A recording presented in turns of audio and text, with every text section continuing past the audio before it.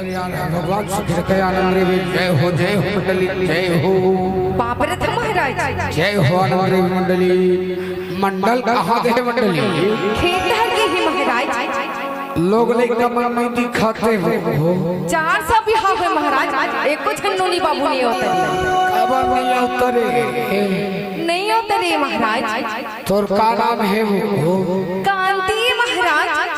मिथुन राज से राज तो तगड़ा है वही, बाकी तोर अभी सनी गिरहा तोर पर पेरा थे वो। ऐसे का तैकर पर का करे लगी महाराज? सनी गिरहा टुराए लगी वही, दान दक्षिणा दे लगी वो। अच्छा ओहु दान दक्षिणा दिन मान नहीं रात के दे लगे। ऐसे का? हाँ तो गिरहा जैसा पूरा हट गई तेरे से ते के था वो का की थी मैं भटरी महाराज दरबार दे जा।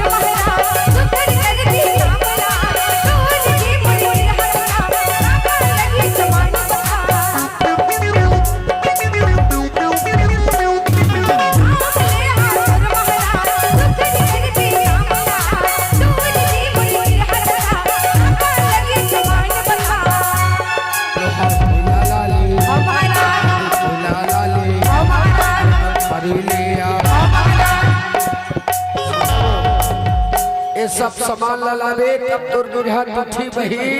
ऐसे का? कैसे वो तोरा हाथ ला देखा तो कान तोरा हाथ में हवे नारी तोर ओमा हवे बीमारी कामा तोर पेट में गए हो मंडली। ऐसे का? और तोरा हाथ में हवे लगी बहुत सुंदर है भाई, टेंशन लेने की जरूरत नहीं है। का करबे एमा शांति कराए लगी बही, शांति करा ले मंडली। हाँ महाराज तो शांति कही हूँ तो शांति कहबे। हाँ ओम सूर्योदय नमः शांति, शांति, ओम चंद्रोदय नमः शांति, शांति, ओम मंगलाय नमः शांति, शांति, ओम बुधवाय नमः शांति, शांति, ओम बृहस्पतिवाय नमः शांति, शांति, ओम शुक्रवाय नमः शांति, शांति, ओम शनिवाय नमः शांति, शांति, ओम शुक्रवाय नमः शांति, शांति, ओम ग्रहवाय देवा नमः शांति। शांति। तो तोर गिरहा टूट के कांति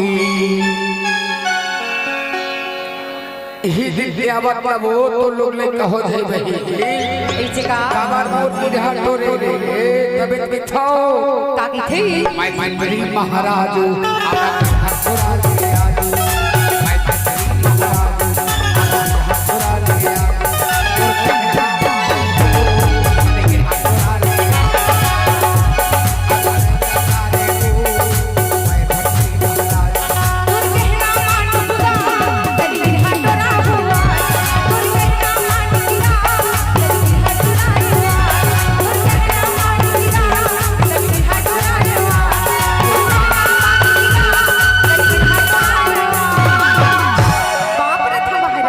जय हो कल्याण कल्याण है भगवान सुख रखे कैसे वो ए भाई महाराज भारी गिरहन औरत भैया मोटो एक डौका कैसे काई अब बाहरी तक गिरहन औरत था चल एती मैं तोर गिरहन औरत था सारे फुटफुटी मुंह के बाहरी गिरहन औरत है बात से साढ़ू